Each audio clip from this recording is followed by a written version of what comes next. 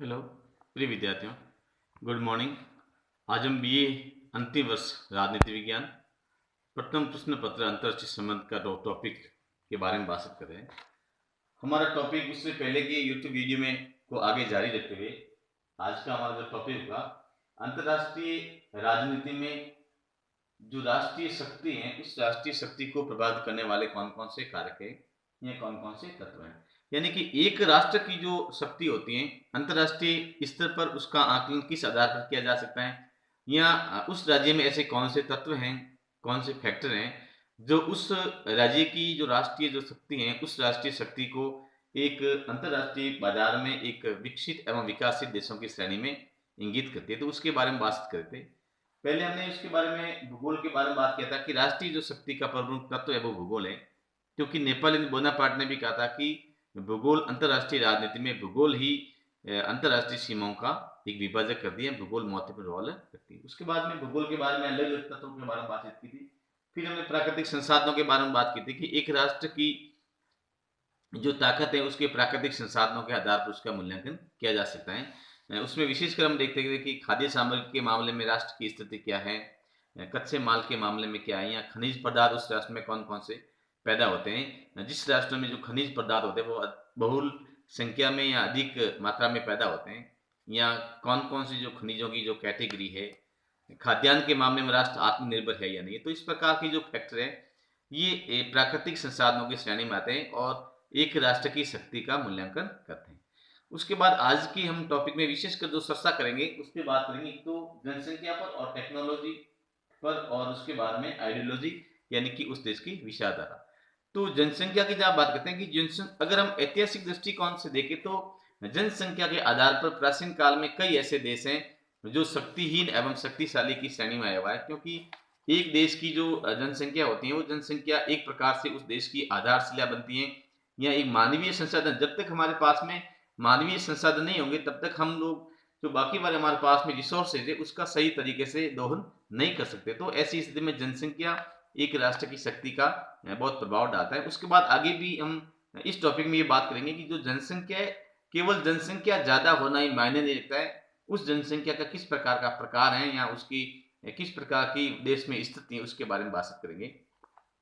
तो राष्ट्रीय शक्ति में जनसंख्या का जो उपयोग हम देखते थे उस संदर्भ में मुसोलिनी ने कहा कि इटली वासियों से आबादी बढ़ाने का आग्रह किया था। यानी उन्होंने इटली से आबादी बढ़ाने का आग्रह किया था कि अगर इटली कमजोर होगी तो आबादी की वजह से होगी, कम आबादी की वजह से होगी। तो उन्होंने कहा था कि हम अपने देश के लिए आबादी बढ़ाए जिससे कि हम दूसरे देशों का मुकाबला कर सके। उसके बाद में रोमन साम्राज्य की शक्ति का जो प्रमुख कारण था वो वहां की विशाल विशाल जनसंख्या थी।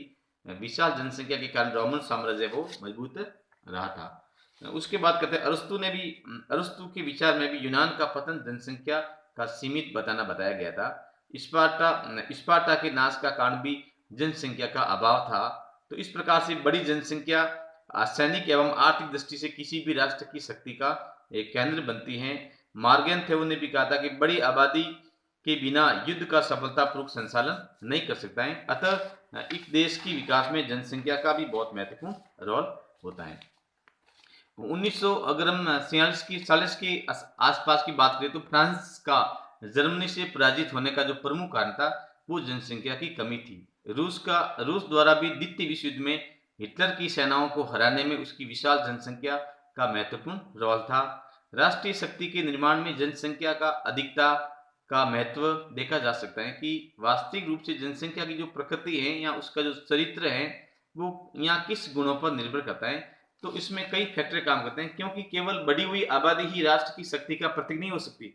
बढ़ी हुई आबादी कई बार देश की गरीबी का कारण भी बन सकती है, लेकिन जनसंख्या के जो गुण है उसमें उसका जो किस टाइप की अवस्थिति क्या है, जैसे उसमें वृद्धों की संख्या ज्यादा है या जवानों की संख्या ज्यादा है। अगर किसी देश में वृद्धों की संख्या ज्यादा है तो इसका मतलब उसके लिए कमजोरी का प्रतीक माना जा सकता है, लेकिन अगर युवाओं की संख्या ज्यादा है इसका मतलब वो देश विकास की गति कर सकता है। स्त्री और पुरुषों की संख्या का भी अंतर पाया जाता है कि ये बैलेंस में है या नहीं है, ये भी देखा जाता है। अधिकांशतया इसमें पुरुषों को प्रधानता दी जाती है। उसके बाद में साक्षरता दर और निरक्षरता या अनपढ़ों की स्थिति का भी मूल्यांकन कर सकते हैं। अगर किसी देश की जनसंख्या का अधिकांश भाग पढ़ा लिखा है या सुशिक्षित है तो ऐसी स्थिति में वो राष्ट्रीय विकास में महत्वपूर्ण भूमिका निभाता है। उसके बाद में स्वास्थ्य की स्थिति की बात कर सकते हैं कि अगर किसी देश की नागरिक हष्टपुष्ट नहीं है, वो उच्च चरित्र के नहीं है, तो वो भी उसके लिए एक प्रभाव डालती है। उसके बाद में निधनता या संपदा की बात कर सकते हैं। अगर किसी देश में गरीबी की दर ज़्यादा है, तो इस प्रकार से ज़्यादा जनसंख्या होने के बाद में भी वो देश एक प्रकार से अविकसित की श्रेणी में आ सकता है। लेकिन अगर जनसंख्या का अधिकांश भाग संपन्न वर्ग से संबंध रखता है या वो अपने आप में संपन्न है या गरीबी दर वहाँ पे बहुत कम है, तो इस प्रकार का जो राष्ट्र है अंतर्राष्ट्रीय स्तर पर वो एक शक्तिशाली माना जा सकता है। उसके बाद में अल्पसंख्यकों की स्थिति की बात करें तो अगर किसी देश में अल्पसंख्यकों की स्थिति ज़्यादा है तो उस देश की अखंडता के लिए खतरा पैदा होता है। लेकिन अल्पसंख्यक अगर किसी देश में कम है तो ऐसी स्थिति में उस देश के लिए एक अच्छा माना जाता है। तो इस प्रकार से जनसंख्या एक राष्ट्रीय शक्ति का एक महत्वपूर्ण तत्व होता है। अब उसके बाद हम दूसरी बात करते हैं कि जनसंख्या के बाद में हम टेक्नोलॉजी की बात करते हैं कि एक देश की जो तकनीकी विकास या टेक्नोलॉजी का जो डेवलपमेंट है वो किस आधार पर एक देश की राष्ट्रीय शक्ति को प्रभावित करने का कार्य करता है। तो इसमें वे सभी आविष्कार एवं साधन आते हैं जो राष्ट्र की भौतिक समृद्धि में सहायक हो सकते हैं। तकनीकी विकास में भी कई प्रकार के जो तत्व होते हैं, जैसे साइंस है, एजुकेशन है, अनुसंधान है, व्यक्तिक एवं सार्वजनिक क्षेत्रों का जो विकास है, प्रबंध जो मैनेजमेंट किस प्रकार से किया जाता है, टेक्नोलॉजी उसमें विधि प्रविधि क्या है, टूल्स किस प्रकार से अपनाया जाता है, उत्पादन की प्रमुख सुविधाएं क्या है, श्रमिक एवं मजदूर संगठनों की स्थिति क्या है। जीवन के प्रत्येक क्षेत्र में तकनीकी ज्ञान की एक महत्वपूर्ण भूमिका मानी जा सकती है। जैसे कृषि का क्षेत्र हो, चाहे उद्योगों का क्षेत्र हो, चिकित्सा हो, शिक्षा शासन व्यवस्था हो, शिक्षा का प्रबंध हो, संसार के साधन हो। तो इस प्रकार से हम देखते हैं कि टेक्नोलॉजी का जो विकास है केवल एक फैक्टर तक या एक ही सीमा तक निर्धारित नहीं किया जा सकता। उसके विभिन्न जो अलग अलग जो क्षेत्र है उस क्षेत्र में भी उसका विकास होना चाहिए। सबसे पहले हम टेक्नोलॉजी की जब बात करते हैं तो उसमें जैसे औद्योगिक इंडस्ट्रियल की बात करते हैं तो इंडस्ट्रियल में भी जब तक आपके पास में एक उच्च टेक्नोलॉजी के यांत्रिक नहीं होंगे, मशीनें नहीं होगी, तो इसी स्थिति में तुम लोग कच्चे सामग्री पर्याप्त मात्रा में होने के बाद में भी हम उसका सही तरीके से उपयोग नहीं कर सकते हैं। आज हम देखते हैं कि जैसे जैसे अमेरिका है, चाइना है, जापान है, उनकी अगर हम टेक्नोलॉजी की जब बात करते हैं तो तकनीकी ज्ञान के आधार पर ही आज वो दुनिया में वो देश हैं, वो एक ताकतवर देशों या विकसित देशों की श्रेणी में माने जा सकता है। तो ये भी एक बहुत बड़ा एक फैक्टर काम करता है कि देश की जो आबादी के साथ साथ में जो टेक्नोलॉजी है वो टेक्नोलॉजी किस प्रकार की है। कई बार देखते हैं कि किसी देश में जो घिसी पिटी टेक्नोलॉजी होती है, जिस आधार पर हम जब से उत्पादन कार्य करते हैं तो उत्पादन में जो लागत होती है वो लागत ज़्यादा लगती है। लेकिन अगर उच्च टेक्नोलॉजी होगी तो उसमें कम लागत पर अच्छी क्वालिटी में सामान तैयार हो सकता है। तो ऐसी स्थिति में वो देश के लिए एक शक्ति का कारण बन सकती हैं। तो तकनीकी दृष्टिकोण से हम मोटे भाग रूप से हमें 3 प्रकार के इसको बांट सकते हैं। जैसे सैनिक टेक्नोलॉजी की बात करते हैं, आर्मी की जहाँ बात करते हैं तो इसमें हम देखते हैं कि जैसे किसी देश में युद्ध की स्थिति पैदा हो गई हो या उसकी सैनिक शक्ति कितनी पावर, तो इस प्रकार जैसे अमेरिका है, रूस है, चाइना है, इनकी आणविक शक्ति के कारण ये 2 देश है वो दुनिया में एक अग्रणी श्रेणी में माने जाते हैं। उसके बाद में औद्योगिक अगर हम क्रांति या औद्योगिक टेक्नोलॉजी की बात करें तो उसमें अमेरिका है, जापान है, इंग्लैंड है, रूस है, चाइना है। तो ये एक औद्योगिक टेक्नोलॉजी में एक आगे की चरण में आते हैं। उसके बाद में संचार या आवागमन की पद्धति के बारे में बात करें कि किस देश की जो आवागमन है उसका जो आधार क्या है, तो उसके आधार पर भी हम कह सकते हैं कि उस देश की जो राष्ट्रीय शक्ति है उसको बहुत सीमा तक उसको प्रभावित कर सकते हैं। एक तो संसार के माध्यम में देख सकते हैं कि आज हम भारत की जहाँ बात करते हैं तो आज हमारे देश में जो संसार टेक्नोलॉजी वो दिनों दिन बढ़ती जा रही है और इसके कारण आज हम दुनिया के महत्वपूर्ण जो राष्ट्र हैं या विकसित राष्ट्र हैं उसकी श्रेणी में भारत को भी खड़ा होने का प्रयास कर रहे हैं। उसके बाद हम बात करते हैं कि आइडियोलॉजी जो विचारधारा होती है, विचारधारा किसी देश की जो विचारधारा होती है वो भी उस देश की राष्ट्रीय शक्ति का एक बहुत ही महत्वपूर्ण फैक्टर होता है।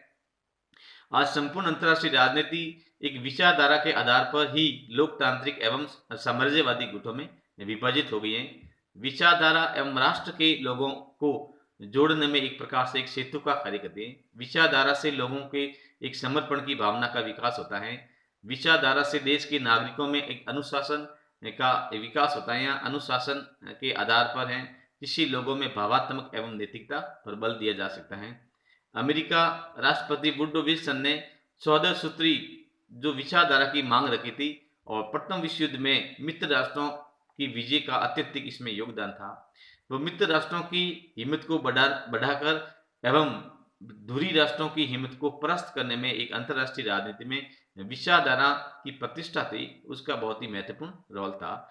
विचारधारा के बल पर कोई भी अंतर्राष्ट्रीय शक्ति की पहचान साबित कर सकते हैं। साम्राज्यवादी, अगर हम चीन की बात करें तो वहां पर साम्यवादी जो विचारधारा थी, साम्यवादी विचारधारा हम देखते हैं कि प्रथम विश्व युद्ध के बाद में जो द्वितीय विश्व युद्ध का काल था, तो उसमें उन्होंने जो अपनी एक साम्यवादी विचारधारा का प्रसार किया था, तो उसके आधार पर उनके क्षेत्र में इसकी बहुत बड़ी